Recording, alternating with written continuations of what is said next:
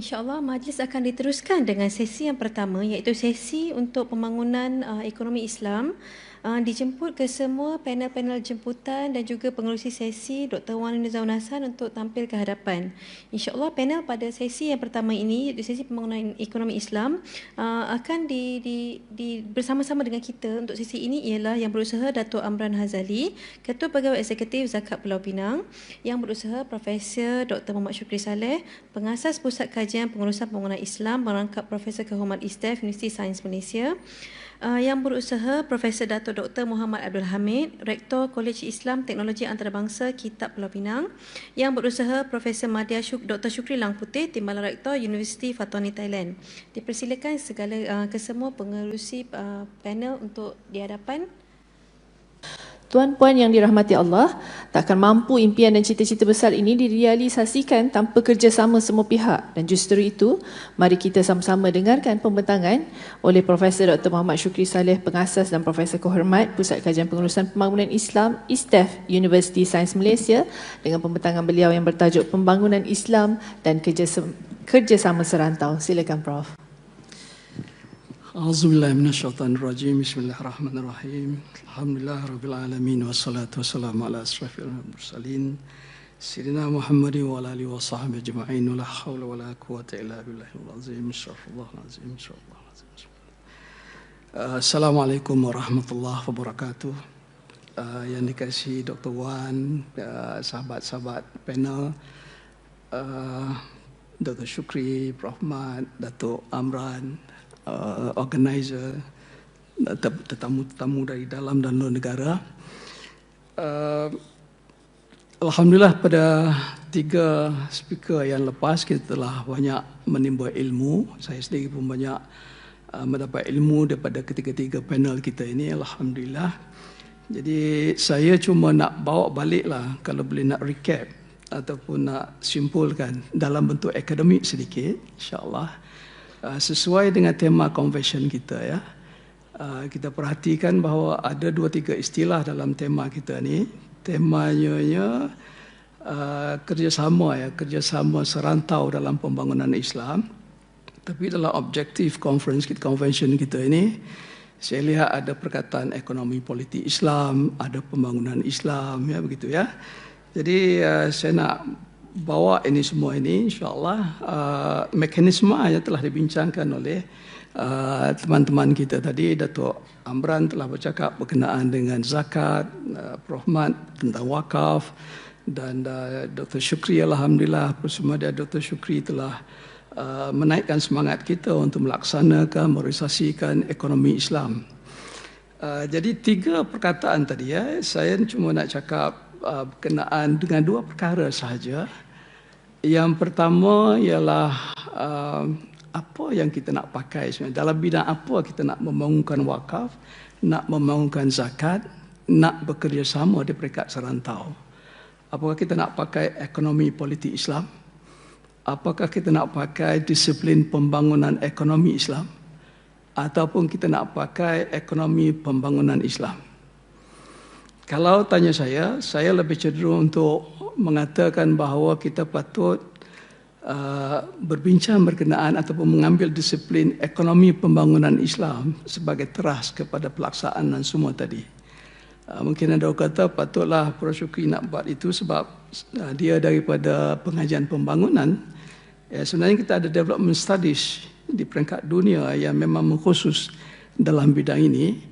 Dan tapi kalau tanya barangkali Profesor Madya, Dr. Shukri dan juga Prof. Mat, dia lebih cenderung kepada pembangunan ekonomi sebab mereka daripada disiplin ekonomi. Ya, walau bagaimanapun mari kita bincang, ya, kenapa saya pilih ekonomi pembangunan. Kalau kita lihat kepada disiplin pembangunan ekonomi, fokusnya kepada ekonomi, ya, dan dia berbentuk single disciplinary sendiri saja, one dimensional, satu dimensi, dan oleh demikian sangat superficial, tak lengkap. Saya rasa tak lengkap, dan persoalannya dibincang, elemen-elemennya banyak berbentuk tangible ataupun benda yang nampak. Benda yang tak nampak ada dibincangkan tapi tidak mendalam. Kemudian matlamatnya ialah untuk memaksimalkan pertumbuhan ekonomi sama ada dengan indikator pasaran, pendapatan, kekayaan, pekerjaan, modal, aset, hasil, keuntungan, purchasing power, kuasa beli dan sebagainya itu. Ini agak berlainan daripada kalau kita mengambil disiplin ekonomi pembangunan kerana fokusnya ialah kepada pembangunan bukan kepada ekonomi.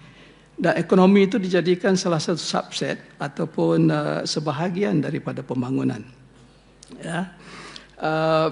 Dia berbentuk transdisciplinary sebab pembangunan itu melibatkan semua aspek kehidupan manusia. Daripada pembangunan dalam diri manusia sehinggalah kepada pembangunan sejagat. Ya, dan dia melibatkan sosio, ekonomi politik, environment sekarang ini di peringkat sama ada peringkat diri, peringkat keluarga kita, peringkat komuniti kita, peringkat masyarakat kita, peringkat negara, malah hatta peringkat di alam sejagat pun. Jadi dia berbentuk multidimensional, merangkumi mengambil kira semua perkara, semua aspek kehidupan manusia ini, dan oleh demikian secara relatifnya, maka ia lebih lengkap, lebih komprehensif berbanding dengan pembangunan ekonomi yang hanya menumpukan kepada ekonomi semata-mata. Dan dia melibatkan elemen-elemen yang tangible, yang nampak, dan elemen-elemen yang intangible, yang tak nampak, yang gaib. InsyaAllah ya, yang gaib. Kita tidak mengatakan bahawa ekonomi Islam itu tak melibatkan perkara yang gaib. Ada juga ya kalau ekonomi Islam melibatkan itu. Tapi sentuhannya itu agak minimal. Kalau kita baca buku-buku ekonomi Islam, dia sebut perlu meningkatkan tauhidnya, meningkatkan syariahnya dan sebagainya itu. Tetapi explanation yang fokusnya ialah kepada ekonomi bukan kepada spirituality. Jadi perkara-perkara yang intangible yang selain daripada spirituality itu termasuklah kesihatan, pendidikan, taraf hidup dan sebagainya. Jadi atas data itu, saya rasa kalau kita nak buat kerjasama di peringkat serantau, elok kalau sekiranya kita boleh gunakan disiplin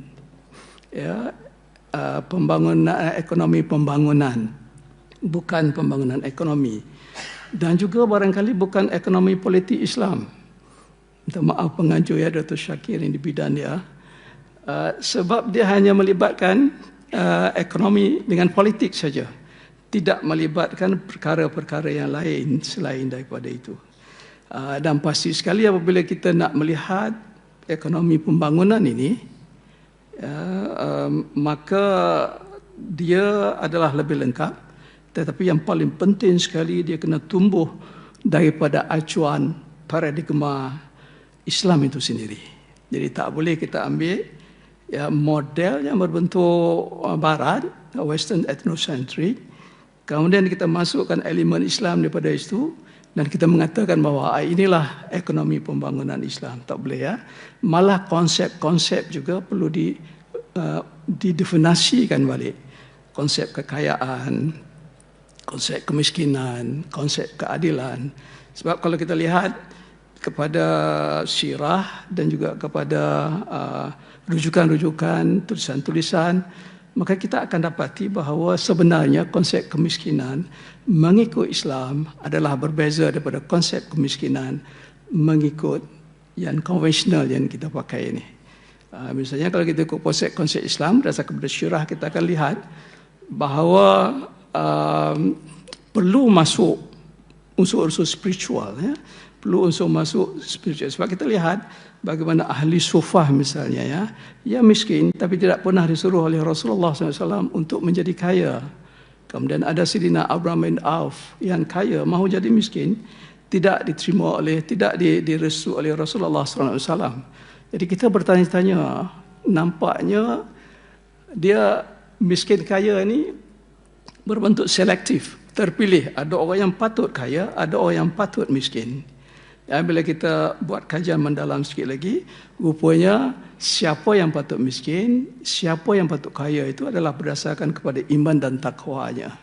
Berdasarkan kepada iman dan takwanya.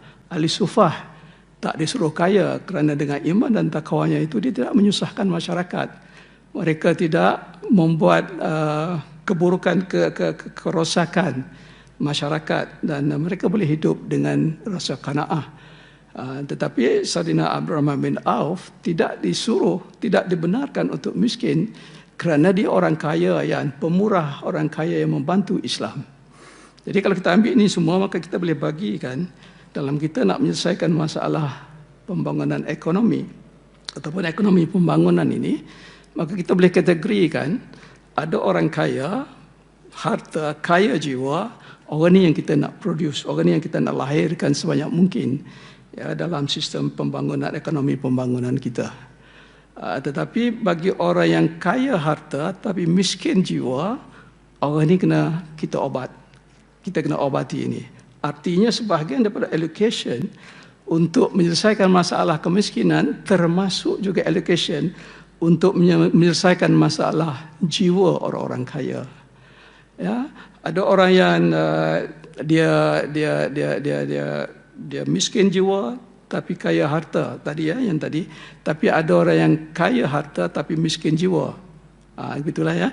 Dan yang perlu kita tumpukan sungguh-sungguh ialah orang yang miskin kedua-duanya, miskin jiwa dan juga miskin harta. Jadi dengan itu akan allocation diperuntukan nanti akan berbeza-beza. Kita ada priority dalam meletakkan peruntukan kita itu ya. Right. Jadi itu secara teoretikalnya lah, secara teoretikalnya itu.